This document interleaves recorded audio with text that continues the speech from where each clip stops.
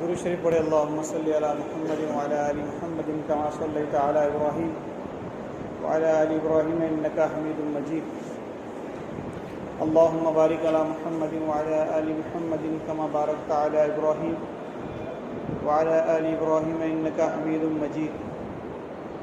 میرے محترم بزرگوں، دوستوں، آج انسان دنیا کے چھوٹے سے نقصان سے ڈرتا ہے، لیکن دین کے بڑے نقصان سے بھی نہیں ڈرتا، اور کمرے کے چھوٹے اندھیرے سے ڈرتا ہے لیکن قبر کے اندھیرے سے نہیں ڈرتا۔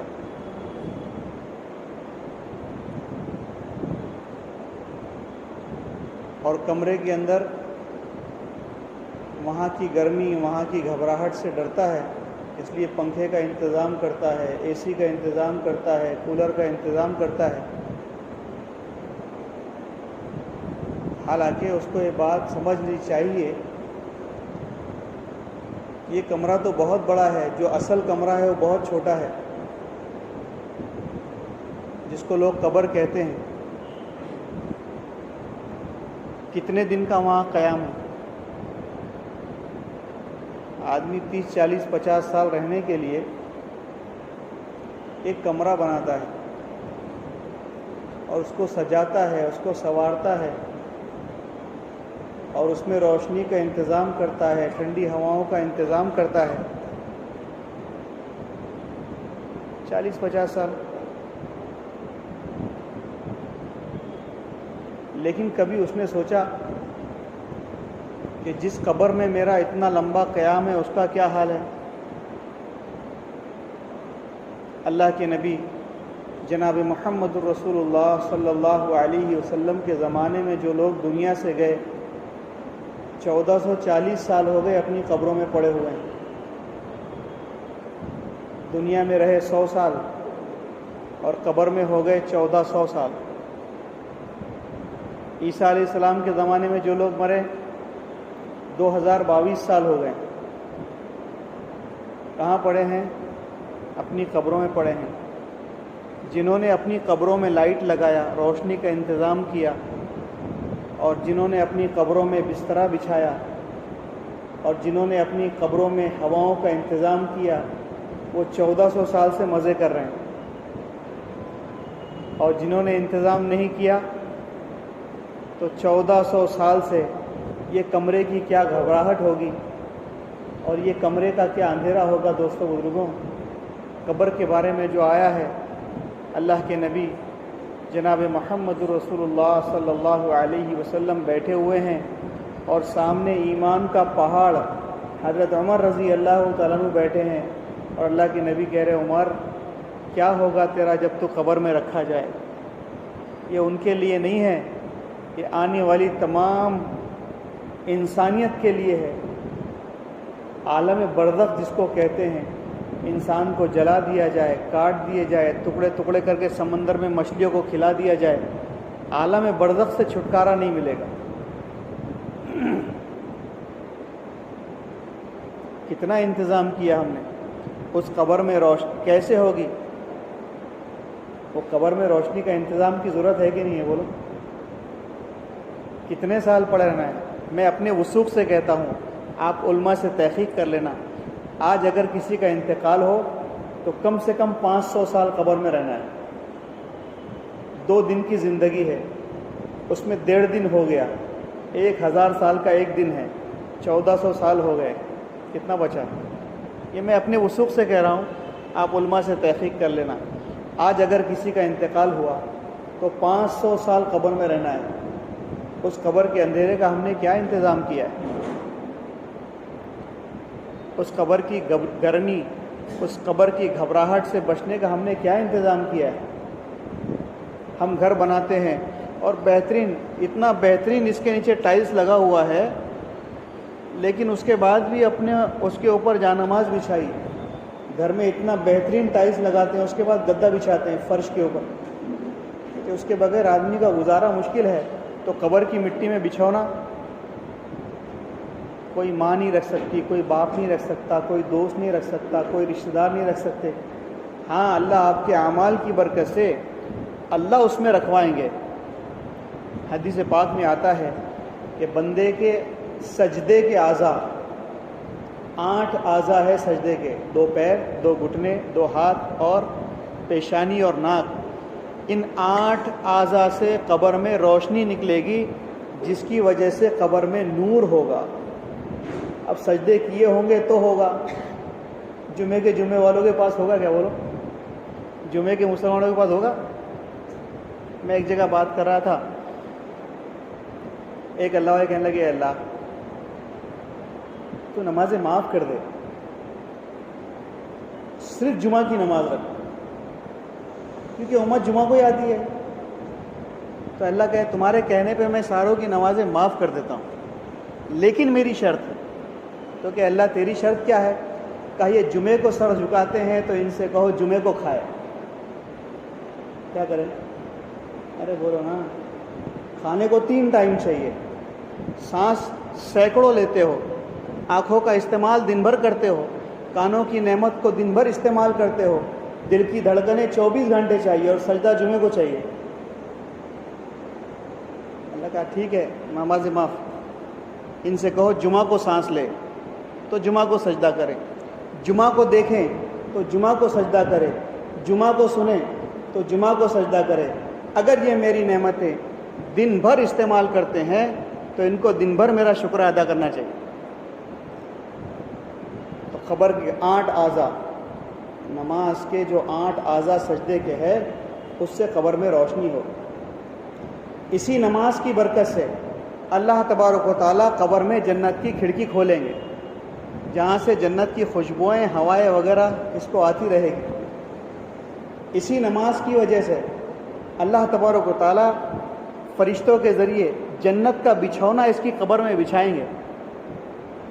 اسی نماز کی برکت سے اللہ تبارک و تعالیٰ اس کی قبر میں اس کو جنت کا لباس پہنائیں گے اور طرح طرح کی خوشبوئیں۔ اور اس کے آگے کی بات عرض کر دیتا ہوں، آپ نے سنا ہوگا جیسے ایک کمرے میں اکیلے آدمی کا دل نہیں لگتا تو شادی کر کے لے کے آتا ہے نا دل بہلانے کے لیے، تو فرمایا اللہ تبارک و تعالیٰ اس کی قبر میں اس کی بیوی کو اس کے دل بہلانے کے لیے بھیجیں گے، وہ جنت کی حور ہوگی۔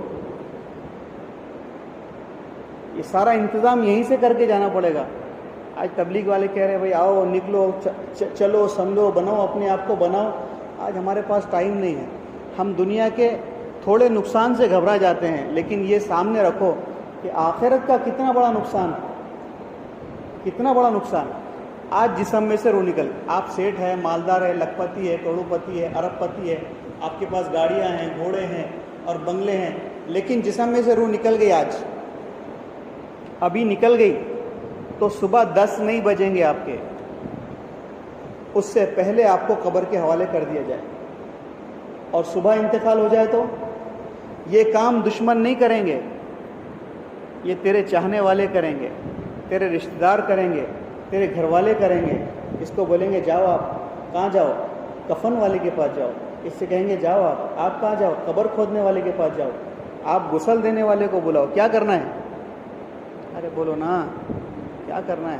مٹی لپیٹ کے مٹی پلیت کرنا ہے۔ ابھی چند روز پہلے کا قصہ سناتا ہوں، اللہ ہم سب کو یقین نصیب فرمائے۔ ایک لاش قبر میں رکھی گئی، امیر صاحب، ایک بس، اور وہ فرشی لگاتے نا، فرشی بھی نہیں لگی، ابھی فرشی بھی نہیں لگی، اس کو ڈھانپا بھی نہیں، انہوں نے مٹی بھی ڈالی اور قبر میں آگ لگ گئی۔ ابھی لوگ دیکھ رہے ہیں، ابھی ایسا اندر چھوڑتے ایسا قبر میں رکھتے ہیں، آگ لگ گئی، اور پھر لوگوں نے اپنے ہاتھ سے پٹی پھینکنا شروع کی کہ بند کرو، اس کو بجھاؤ۔ کیا بنے گا ہمارا؟ کس چکر میں آدمی پھنس رہا ہے؟ یہ دکان یہ کام نہیں آئے گی، یہ نوکری یہ کام نہیں آئے گی، ڈگری، بولو نا۔ آخری بات بولتا ہوں انشاءاللہ پھر بات۔ ایک اللہ والے بیٹھے ہوئے تھے، ایک شخص آیا، کہنے لگا تم مجھے جانتے ہو؟ کہا میں نہیں جانتا۔ کہا میں شہزادہ ہوں، میرے پاس پیسہ ہے، میرے پاس سونا ہے، میرے پاس گھوڑے ہیں، میرے پاس گاڑیاں ہیں۔ وہ اپنی سامان چیزیں گنانے لگا۔ تو اللہ والے کہنے لگے بھائی تو یہ بتا، یہ تو ساری باہر کی چیزیں ہیں، تو یہ بتا تیرے اندر کیا ہے؟ کیا تیرے اندر ایمان ہے؟ تیرے اندر نماز ہے؟ تیرے اندر قرآن ہے؟ تیرے اندر اخلاق ہے؟ تیرے اندر انسانیت ہے؟ کیونکہ جب تو مرے گا تو باہر کی ساری چیزیں باہر رہ جائے گی اور اندر کی ساری چیزیں اندر جائے گی. ایک دم شارٹ اینڈ سویٹ جواب. ہم سوچیں کہ ہمارے ساتھ اندر کیا جانا ہے. جو اندر ہے وہ اندر جائے گا. تو اس اندر کی مایا، اس کا نام ایمان ہے. اس کو بنانے کے لیے محنت ہے. بغیر محنت کے ایمان نہیں بنے گا. ایمان نہیں بنے گا تو کسی عمل میں دل نہیں لگے. آپ نماز تو پڑھ لو گے لیکن نماز میں دل نہیں لگے گا. ذکر تو کر لو گے، ذکر میں دل نہیں لگے گا. تلاوت کر لو گے، تلاوت میں دل نہیں. یہ سارا کنیکٹڈ ہے. کس سے؟ ایمان سے. صحابہ اکرام نے ایمان سیکھا، اور جب ایمان سیکھا تو نماز میں ایسا مزہ آ رہا ہے کہ وہ عورتیں عشاء کی نماز کے بعد نماز کی نیت باندھی اور اذان ہونے لگی. تو کہنے لگے ابھی تو عشاء کی اذان ہوئی تھی اور عشاء کی نماز پڑھی، اب کون سی اذان ہو رہی ہے؟ تو حکم یہی ہے کہ اذان ہو جائے تب نماز ختم کرو. نماز ختم کر کے باہر جھانکا تو صبح کا چاندنا ہو گیا. تو کہنے لگی اے اللہ، تو نے اتنی چھوٹی رات بنائی کہ تیری بندی 2 رکعت بھی نہیں پڑھ سکی. اپنے امام صاحب نے 2 منٹ لمبی نماز کر دی تو نماز کے بعد چک چک چل رہی ہے. اتنی لمبی نماز پڑھاتے کیا؟ ارے وہ قیصر بھائی نے اذان تھوڑی لمبی کر دی، 6 منٹ کی اذان دیتے کیا؟ ہمارا دل نہیں ہے نا ادھر. جس کا دل تھا پوری زندگی، رات گزر گئی، دن گزر گیا، ان کو پتہ نہیں چل رہا ہے. تیر لگا ہوا نماز میں نکالا جا رہا ہے. آپریشن نہیں تھے، آپریشن تھیٹر نہیں تھے. پیر میں گھسا ہوا تیر ہاتھ نہیں لگانے دے رہے اور نکال رہے تھا نماز. تو یہ سارا کنیکٹڈ ایمان سے ہے. اور تبلیغ کی محنت ایمان کو سیکھنے کی محنت. جب تک آدمی ایمان سیکھنے کے لیے مجاہدہ نہیں کرے گا، جب تک ایمان کی لذت اور ایمان کی حلاوت اس کو میسر نہیں ہوگی. کیوں جانے جماعت میں؟ نماز سیکھنے کے لیے. تو 5 روپے کی کتاب لائیے، اس میں دیکھ کے نماز سیکھ لیجئے. آپ علم سیکھنے کے لیے آپ کو موبائل پہ علم مل جائے گا. ایک سے ایک حدیثیں آ رہی ہیں جو کبھی باپ دادا نے سنے نہیں، ویسی حدیثیں مل رہی سننے کو. قرآن سیکھنے کے لیے ایسے قرآن بن گئے ہیں، پین رکھو تو پڑھتا ہو، ایسا پین رکھو تو وہ آیت پڑھتا ہو. قرآن. ایمان سیکھنے کے لیے کہ ایمان شرط ہے، مجاہدہ شرط ہے ایمان کو سیکھنے کے لیے، اور ایمان کے بغیر کوئی عمل قبول نہیں. لقمان علیہ السلام اپنے بیٹے کو نصیحت کر رہے ہیں. کیا نصیحت کر رہے ہیں؟ کہ بیٹا، نیک عمل یقین کے بغیر نہیں ہو سکتا، اور جس کا یقین کمزور ہوگا اس کا عمل بھی سست ہوگا. ایک دم صاف صاف بات. اس کے لیے دوستو بزرگوں، ہم سب نیت کریں انشاءاللہ کہ اپنے ایمان کو سیکھنے کے لیے مجاہدہ کریں گے. بھائی کرو گے انشاءاللہ. بغیر مجاہدے کے ایمان نہیں ملتا. اس لیے تبلیغ والے کیا بولتے ہیں؟ سب سے پہلے مجاہدہ کر، نکلو اللہ کے راستے میں. چھوڑو گھر کو، چھوڑو بیوی کو، چھوڑو بچوں کو. کس چکر میں آدمی الجھ رہا ہے؟ اس میں سے ایک بھی چیز کام نہیں آئے گی. ایمان ہے تو یہ سب بھی ساتھ دیں گے، اور ایمان نہیں ہے تو یہ سب بھی دھوکہ دیں گے. بیوی بھی دھوکہ دے گی، بہت آگے کی بات کر رہا ہوں میں. بچے بھی دھوکہ دیں گے. اور ایمان ہے تو یہ سب تمہارے فرمانبردار ہوں گے، تمہارے اطاعت گزار ہوں گے. کبھی سنا صحابہ کی اولاد ان کی بات نہیں مانتی؟ کوئی بات سننے میں آئی آپ کو ایسے؟ صحابہ کی اولاد ان کی بات نہیں مانتی تھی، یا ان کی بیوی ان کی بات نہیں مانتی تھی؟ کبھی سنا آپ نے؟ کیونکہ ان کے اندر ایمان تھا تو وہ سارے اطاعت گزار تھے. ہمارے اندر ایمان نہیں ہے تو ہماری بیوی بے وفا، ہمارے بچے بے وفا، ہمارے رشتہ دار بے وفا. ماں بیٹے کی جمتی نہیں، بیٹے ماں کی جمتی نہیں، ساس بہو کی جمتی نہیں، بہو ساس کی جمتی نہیں. آپس میں سگے بھائیوں میں انتشار ہے. کیوں ہے؟ یہ سب ایمان کی کمزوری. اس کے لیے ہمت کر کے بتائیں انشاءاللہ. سب سے پہلا مطالبہ کہ 20 جولائی سے 4 ماہ کے لیے کون تیار ہے؟ بتائے ماشاءاللہ.